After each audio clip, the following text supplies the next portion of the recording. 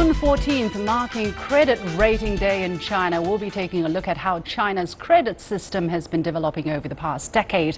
And after the release of a report into income disparity in Hong Kong, I'll be asking whether there is a cause for concern or optimism for the well-being of the poorest members of society in that special administrative region.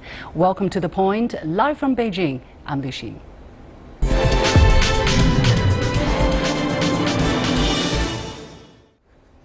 A new online service allows book lovers in 5 big cities in China, including Shanghai and Hangzhou, to borrow up to 20 books for a month without leaving home. This service started in June by Chinese privately operated credit organization Zhima Credit, also known as Sesame Credit. With this service, people can borrow books online from the Credit Public Library, which provides home delivery for a fee of just 3 to 5 kwai, equivalent to about half a US dollar. As China's fast-developing shared economy highlights the need of a solid credit rating system, what can we learn from this new experiment? And June 14th marks the 10th National Day dedicated to the issue of credit rating in China. How has China's credit system been developing in the past decade?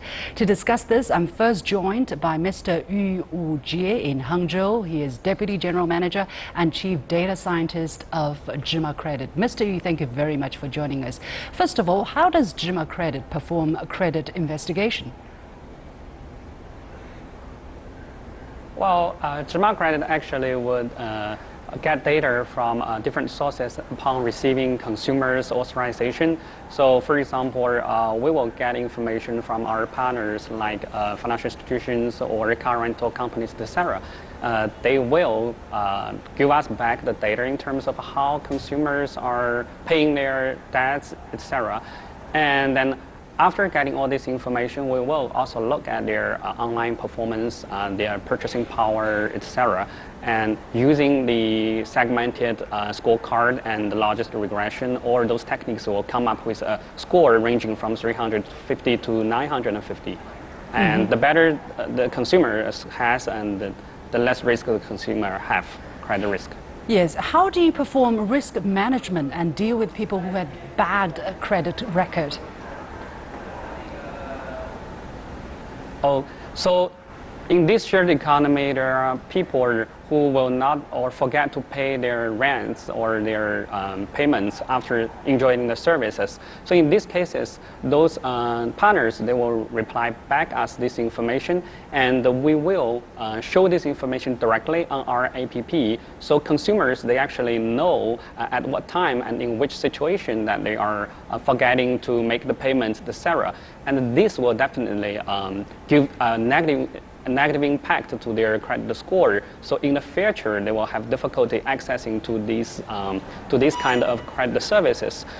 So when consumers actually make these payments later, this negative impact will actually be reduced gradually, but it will not be permanently reduced because the information could be carried on up until 5 years according to the law or regulations, etc. So this is really important for consumers to take it into mind that anytime they enjoy a credit service, they need to make payments on time, even like when they enjoyed a car rental service, deposit car rental services, or they rented a book from a library, they need to make payments on time. Don't forget to pay your bill. Now, finally, China's shared economy is developing exponentially. That's why there's urgent need for a credit rating system. Where are we in setting up the system, and what are the biggest challenges? Very briefly, please. Okay. So we all believe shared economy must be a trend for the next 10 years or 20 years, etc. But the key issue for shared economy is that data privacy is a very, very important thing for us to take into consideration. Because when people need to use these, for example, shared bicycles, they leave their information to these companies. So how to make sure this data could be protected without any difficulty of being leaked, etc., is a key thing for all the shared economy. So what we do is and the other thing is that when consumers need to put some money upfront to enjoy these services, from merchant side, these funds might be misappropriated, used misused by these companies. So what we mean is that we need to lower down the bar for the consumers to use these services. We want to create a deposit-free society so that everybody can use these shared bicycles, use these books from libraries very easily. No need to make upfront payments, and the merchants or the businesses that offer these services do not need to worry about the money as a deposit. So this is really important. So thank you very much. As what we can see. Yeah, thank you very much, Mr. Yu Jie from Zhima Credit joining us. And for some other perspectives, I'm joined on the line from Chicago by Atul Tandon, CEO of Opportunity International, and in Beijing by Ms. Jing Wang, PhD candidate from the School of Communication and Information of Rutgers University in the US. Welcome to both of you to our program. Mr. Tandon, let me come to you first. We know that America has a relatively complete, well-developed credit rating system with 3 dominating credit bureaus. They are Experian, Equifax and TransUnion. Concerning the operational mode of these 3 companies, what can be used for China's reference possibly? Cheung, thank you for asking the question. You know, Opportunity International, we are a global nonprofit working over 23 countries, a network of 45 organizations, and we work directly providing microcredit solutions to over 5 million clients in those countries. And our clients are mostly illiterate and are unbanked. So what we have learned about credit and providing them solutions, basically 3 things. One is that an individual needs the access to credit. 2 is that credit alone is not sufficient. You want to give them tools and training, how to use money, how to use credit.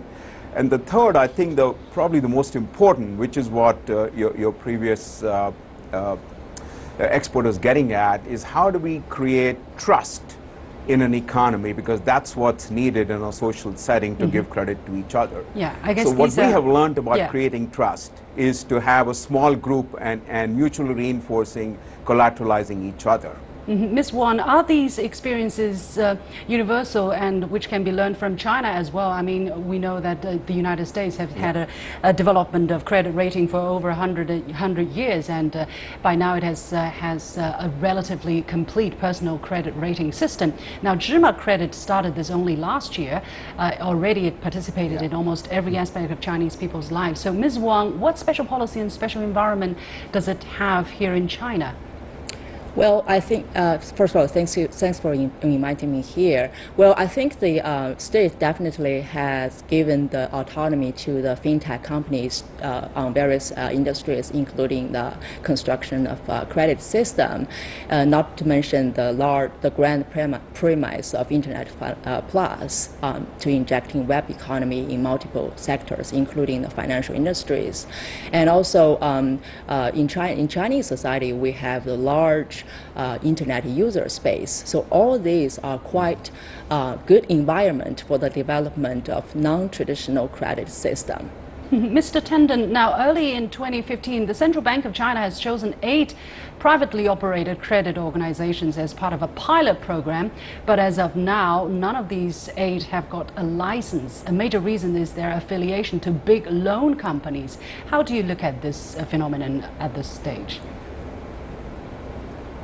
What we have learned over the years, operating in our 23 countries, all of them in the global south, is that we have to learn locally from the context that we operate in, what works most effectively in those contexts. And pretty much across the entire network, we've also learned is gathering credit, managing credit, and then using it to give credit, if you will, and tools and training to the poor. And we work very much with the very poor.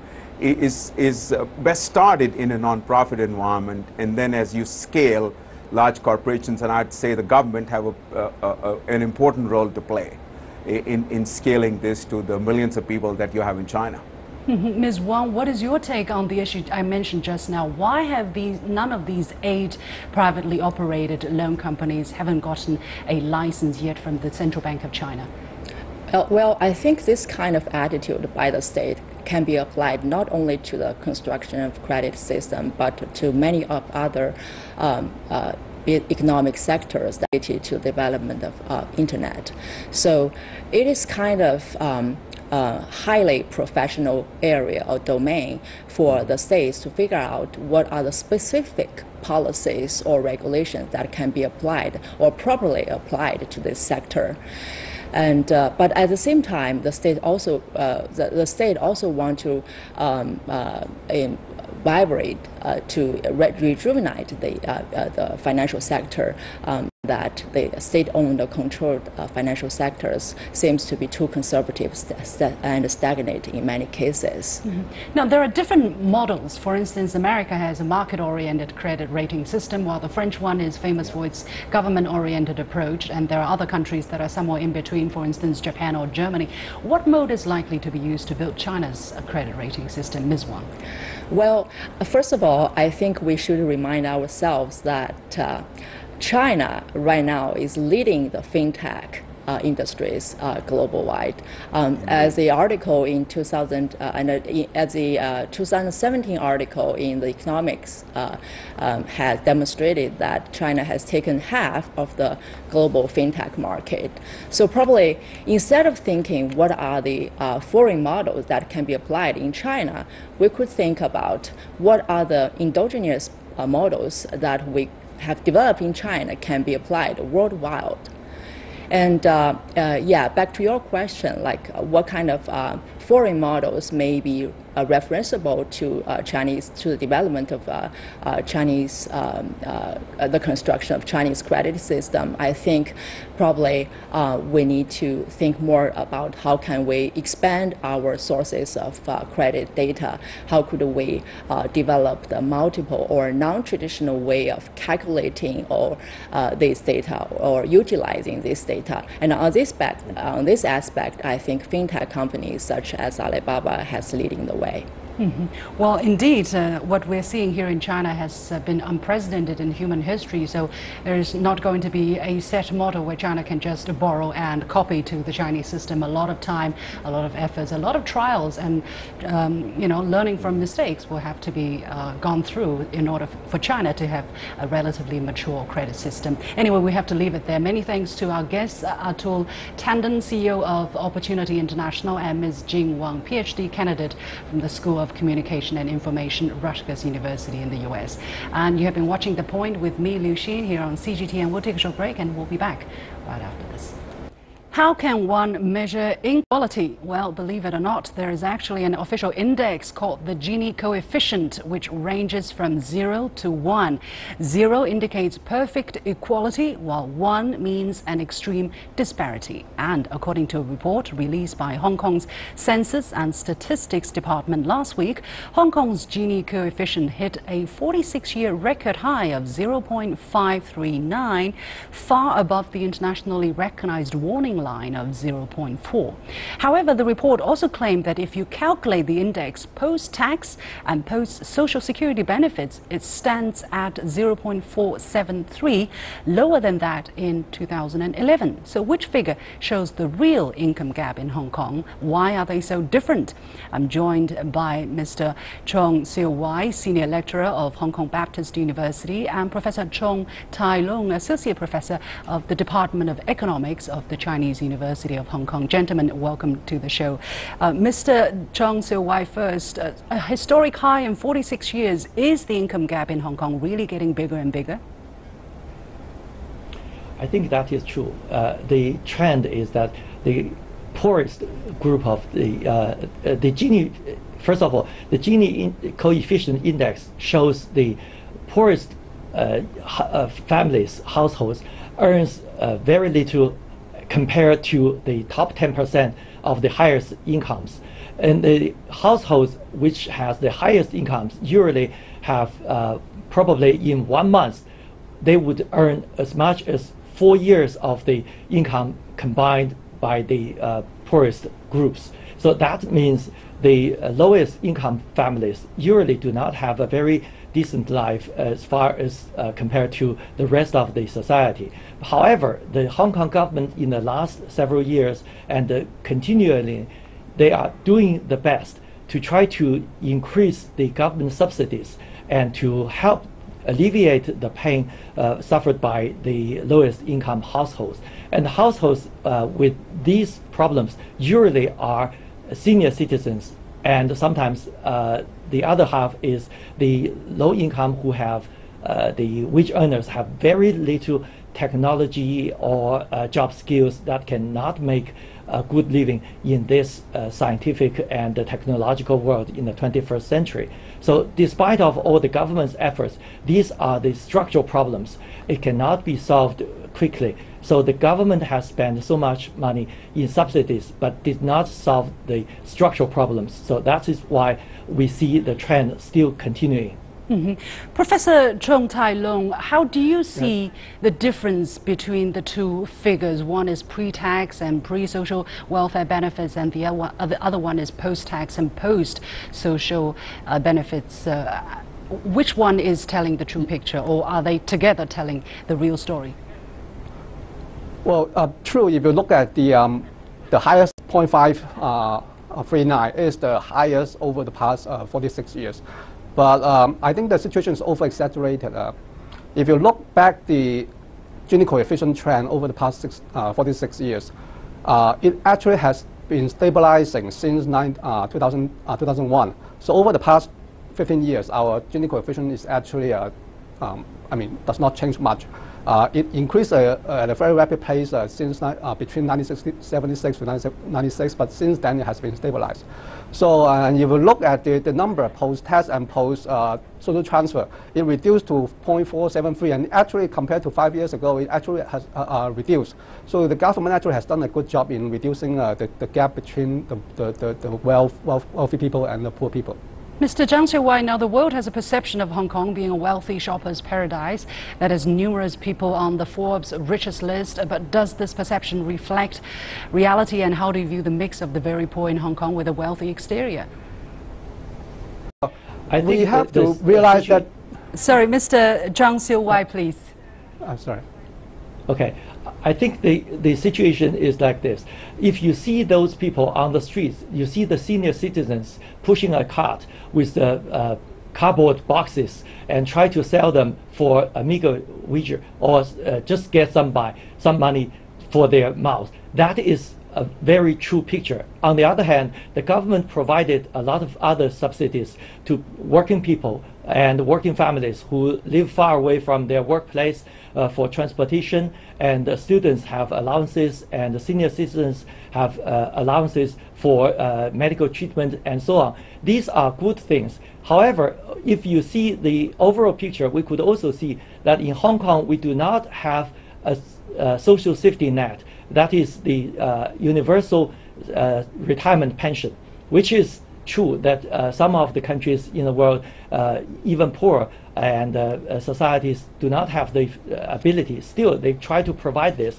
In mainland China, people can get retirement pensions. And in the US, they have the social security money. But in Hong Kong, we do not have this. So there is a saying in Hong Kong, 少挺好挺, which means if you do not work today, probably you will not have food to eat. That is to say, some of the people who lost their ability to work, senior citizens in the 70s or 80s of their ages, usually do not have income, and these people should be provided by the government. So in this sense, I think this is true that the disparity of income did affect their life.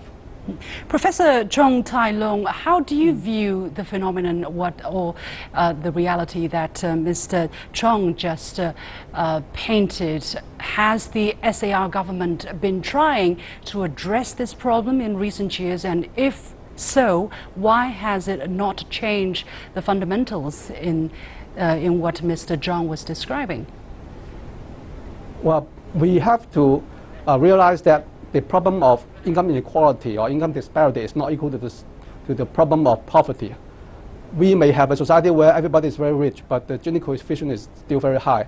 So suppose you just grab the top 100 tycoon of China and put them into an island, Jack Ma, Ma Huateng, and also Wang Jianyin, put them into an island and measure the Gini coefficient. It may also be as high as 0.6 or 0.7.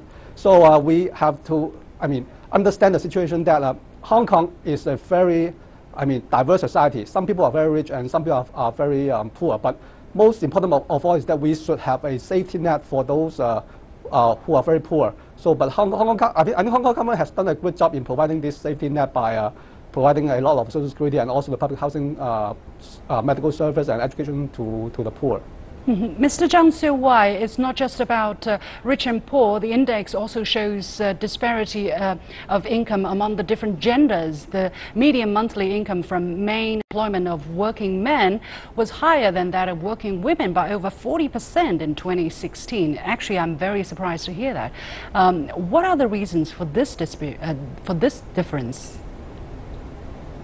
I think gender inequality is all over the world, which is not a single phenomenon in Hong Kong. We could see in many surveys, even in the US, in the UK, we still find the same disparity of incomes between the two genders. However, in Hong Kong, we should realize in certain cases, we could see some of the working poor families, people like single mothers who work and do not usually have a higher income. These families are really at the bottom of the society. Some of them, we often see the media reports on migrants who come from mainland China. Sometimes they come to Hong Kong and marry a Hong Kong man, and then they settle with the family. And these people usually do not have the higher education. They lack the skill to earn a big salary, and sometimes they have to do some manual labor, and this could contribute to part of it. And also there is a tendency in a kind of male-dominant society that the men are promoted much faster, sometimes in private enterprises. However, if you see the government side is much brighter because we have very much almost equal. We have the first elected, the chief executive elect, who is going to be the first female chief executive, Carrie Lam, and we have many very capable and high wage earners in the financial services industry who are women, and also in the government services. So in certain sense, we could see the income disparity between the two genders. Sometimes we see in certain spots they are earning probably much closer. The disparity is huge. Professor Cheung Tai Lung, what is your take on this issue? Is the big, apparently big income disparity between men and women an issue of concern for you? Well, we cannot just look at one snapshot of the figure of 1 year. If you look at the trend, compare the number, I mean the income inequality this last year, 2016 and 2011, we can see that within industry and within occupation, generally the income disparity actually improves. I mean the inequality actually has narrowed down. And also, if you look at the from age perspective, for those who age between 25 and 44, the Gini coefficient actually declined from 2001. So we have to look at the trend of the income inequality instead of just one snapshot of the figure of last year. Mr. Zhang Siu-wai, now 0.437 post-tax Gini index is still very considerable. What do you think the SAR government has to do in the immediate future, especially for the incoming SAR administration, to do to address this issue? I mean, this story made headlines both in Hong Kong and on the Chinese mainland, especially when we are going to the 20th anniversary celebration of Hong Kong's return to China's rule. What has to be done urgently in the near future by the new chief executive? I think we should do two things. The incoming government should do two things. On one side is the long-term plan to review and restructure the systems and probably broaden the tax bases to provide more revenue into the supporting the poor families. In the same time, for the immediate goal, the government should try to work out some of the problems with the low-income families who have certain difficulties in raising their children, because some of the families who do not have enough money, the poor parents have to work very hard. They have less time to spend with their children, and that would sometimes negatively affect the children's growth. And in the future, these children may not be able to compete with other children, and that would affect their future.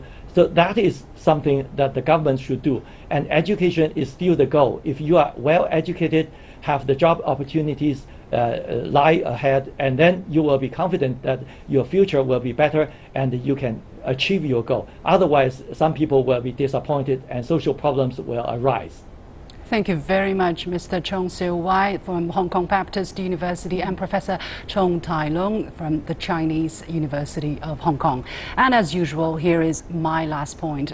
Now there is a much quoted expression, lies, damned lies and statistics, attributed to both Mark Twain and Benjamin Disraeli. It means that you can use statistics to prove virtually anything by the actual numbers you choose to use. And I think it kind of applies here as well. If you just hear the headline figure, you'd think that the income gap in Hong Kong is really widening, but in essence it is a mixed story and there are a lot of nuances in that. So once again, the devil lies in the detail, and let's give credit where credit is due. The SR government has managed fairly well to narrow the gap by taking care of the less fortunate.